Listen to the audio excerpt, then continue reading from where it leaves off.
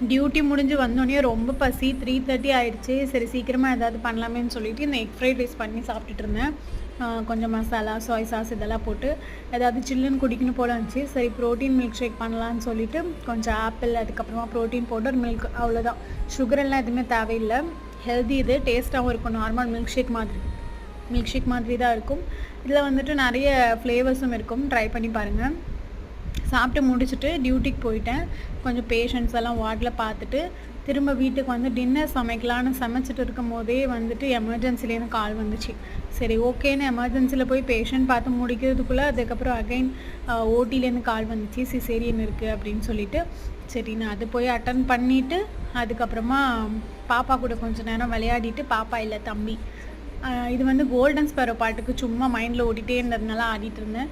வார்டில் இது 2 o'clock, வீட்டுக்கு போய் சப்பாத்தி சாப்பிட்றதுக்கு 3:30 ஆயிடுச்சு.